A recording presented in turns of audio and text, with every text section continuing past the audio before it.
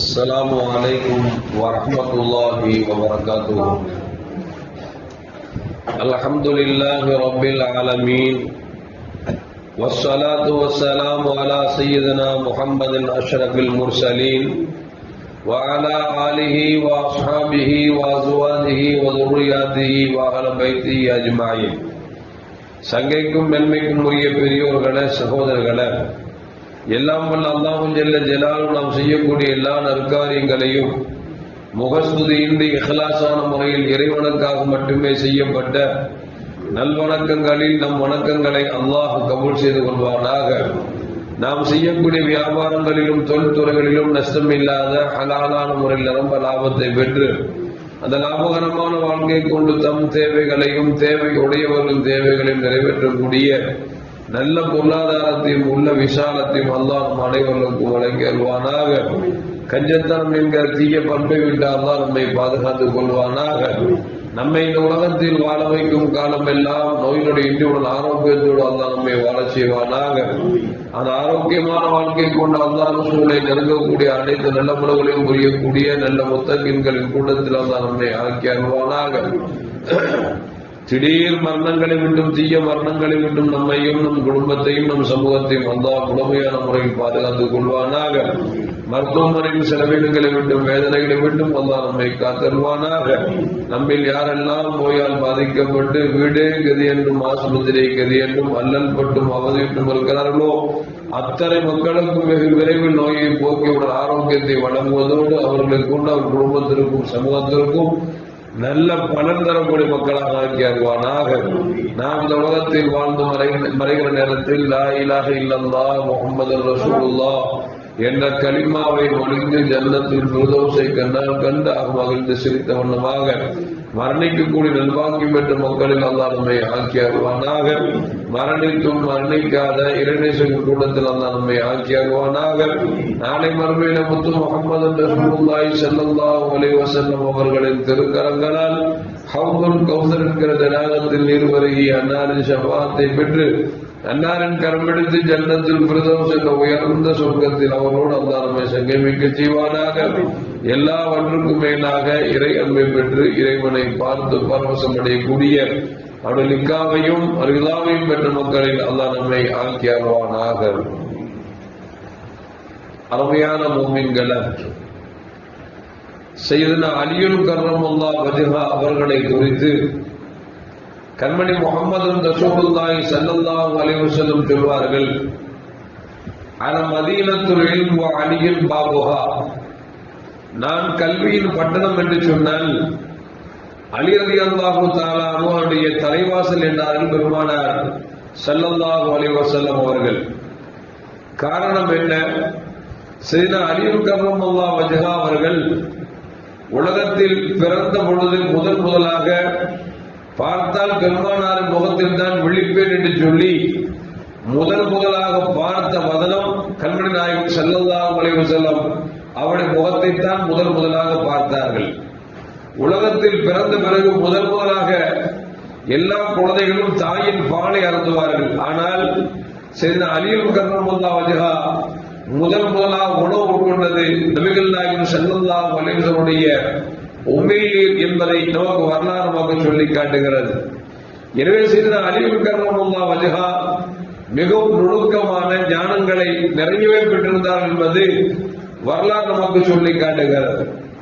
ஒரு கட்டத்தில் ஒரு இரவில சையதுனா உமர் இப்னு கத்தாப் ரலியல்லாஹு தஆலா அவர்கள் மக்களோடு சம்பாஷணை செய்து கொண்டிருக்கிற பொழுது ஒரு மனிதர் வந்தார். வந்து சொன்னார், முகத்தில் கோபம் கொப்பளித்திருக்கிறார், உள்ளத்தில் வேதனை நிரம்ப வந்திருக்கிறார். வந்து சொன்னார், உமர் அவர்களே, கலிஃபா அவர்களே, எனக்கு நீதமான ஒரு தீர்ப்பை எனக்கு கொடுங்கள் என்றார். என்னவென்று கேட்கிற பொழுது அவர் சொன்னார், எனக்கும் என் மனைவிக்கும் திருமணம் முடித்து 6 மாதம் தான் ஆகிறது, 6 மாதத்திலேயே குழந்தையை பெற்றெடுத்து விட்டால் என்று ஒரு குற்றச்சாட்டு வைக்கிறார். குழந்தையை பெற்றெடுத்தது மட்டுமல்ல, அந்த குழந்தை எனக்குள்ள குழந்தை இருக்காதோ, இவர் ஏற்கனவே யாரிடத்தில் தவறாக நடந்திருப்பாரோ என்கிற எண்ணத்தில் இந்த குற்றச்சாட்டை வைக்கிறார். சபையெல்லாம் அதிர்ந்து போய்விட்டது. குழந்தை பெற்றெடுத்தால் ஒன்று 10 மாதத்தில் பெற்றெடுப்பார்கள், அல்லது 9 மாதத்தில் பெற்றெடுப்பார்கள். 6 மாதத்தில் குழந்தை பெற்றெடுத்திருக்கிறார் என்று சொல்லி குற்றம் சுமத்துகிறார் என்று சொல்லி சபையெல்லாம் நிசப்தமாகிவிட்டது. என்ன செய்வதென்றே தெரியவில்லை. இந்த காலத்தில் டிஎன்ஏ டெஸ்ட் ஒன்று இருக்குது, அதை வச்சு பார்த்தா ரத்தம் ஒன்றா இருந்தா இன்னார் குழந்தை சொல்லிடலாம். அப்பெல்லாம் விஞ்ஞானம் வளராத நேரம், விஞ்ஞானம் என்றாலே என்னவென்று தெரியாத காலம். அந்த நேரத்தில் சபையெல்லாம் அமைதியாக இருக்கிறது. உமர் ரலியல்லாஹு தஆலா என்ன செய்வது என்று தெரியவில்லை. சற்று நேரத்தில் செய்த அலியும் கர்ரமல்லாஹு வஜ்ஹா சபைக்கு வந்தார்கள். நிசப்தமான சபையை பார்த்துவிட்டு கேட்டார்கள், ஏன் நிசப்தமாக இருக்கிறது? உமர் ரலியல்லாஹு சொன்னாங்க, இந்த மனுஷன் தன்னுடைய மனைவி பற்றி ஒரு குற்றம் சுமத்திருக்கிறார். இவருக்கும் இவர் மனைவிக்கும் திருமணம் முடித்து 6 மாதங்கள் தான் ஆகிறதாம். 6ஆம் மாதத்திலே குழந்தை பெற்றெடுத்து விட்டார். எனவே இந்த குழந்தை எனக்கு உள்ளது அல்ல, இந்த பெண் வேறு யாருக்கும் நடத்துகின்ற நடந்து விட்டார் என்று சொல்லி சந்தேகப்படுகிறார் என்று சொன்ன பொழுது செய்த அலியும் கர்ரமல்லாஹு சொன்னாங்களா, 6 மாதத்தில் பெண்கள் குழந்தை பெற்க முடியும், அதுதான் உண்மை என்று சொல்லி செய்த அலியும் கர்ரமல்லாஹு சொன்னாங்களாம். உமர் ரலியல்லாஹு கேட்டாங்களா, அது எப்படி சாத்தியம், அதுக்கு என்ன ஆதாரம் இருக்கு அப்படின்னு கேட்டாங்களா. உமர் ரலியல்லாஹு அவங்கள்ட்ட செய்த அலியும் கர்ரமல்லாஹு சொன்னாங்களா, அல்லாஹ் ஜல்ல ஜலாலுஹு குர்ஆன்ல சொல்றான், வ ஹம்லுஹு வ ஃபிஸாலுஹு 30 ஷஹரன் என்று அல்லாஹ் சொல்றான். இந்த வசனத்துக்கு என்ன அர்த்தம் அப்படின்னா, அல்லாஹ் சொல்றான், குழந்தையை வயிற்றில் சுமந்ததும் அந்த குழந்தைக்கு 2 வருடம் பூர்த்தியாக பால் கொடுத்ததும் இது 30 மாதம் என்று சொல்லி அல்லாஹ் ஜல்ல ஜலாலுஹு குர்ஆன்ல சொல்லி காண்பிக்கிறார். அப்படி பார்க்கிற பொழுது குழந்தைக்கு 2 வருடம் பூர்த்தியாக அவர் பால் கொடுத்தார் என்று சொன்னால் கிட்டத்தட்ட 24 மாசம் ஆகுது. மிச்சம் எத்தனை மாசம் இருக்கு? 6 மாசம் இருக்குது. அப்போ 6 மாசத்துக்கு குழந்தை பெற முடியும் என்பதைத்தான் அல்லாஹ் ஜல்ல ஜலாலுஹு வசனத்தில் சொல்றான். அப்படின்னு உமர் ரலியல்லாஹு தஆலா திகைத்து போய்விட்டார்கள். ஒரு சின்ன இந்த ஆயத்திலே இவ்வளவு பெரிய ஞானம் இருக்கிறதா, விளக்கம் இருக்கிறதா என்று சொல்லி கடைசியில் அந்த யார் குற்றம் சுமத்தினாரோ அவரை அழைத்து, நீ தவறாக நினைக்க வேண்டாம், இந்த குழந்தை உனக்குள்ளதுதான், உன் மனைவி பரிசுத்தமானவர் என்று சொல்லி அவர்கள் வீட்டுக்கு அனுப்பி வைத்தார் என்பது வரலாறு நமக்கு சொல்லி காட்டுகிறது. இன்னொரு கட்டத்திலே செய்த உமர் ரலியல்லாஹு தஆலா ஒரு இளைஞர் வந்தார். சொன்னார், உமர் அவர்களே, எனக்கு ஒரு நீதமான தீர்ப்பை தாருங்கள் என்று கேட்டார். என்னவென்று கேட்டார், ஒரு பெண்மணியை குறித்து, இந்த பெண்மணி தான் என்னை பெற்றெடுத்தார், எனக்கு 2 வருடம் பால் கொடுத்தார், இப்பொழுது நான் அந்த தாயை பார்த்து என் தாய் என்று சொன்னால் அவள் ஏற்றுக்கொள்ள மறுக்கிறார் என்று சொல்லி உமர் ரலியல்லாஹு தஆலா திடீர்னு ஒரு இளைஞர் வந்து ஒரு பெண்ணை குறித்தது, பெண் எனக்கு தாய் என்று சொல்கிறார்.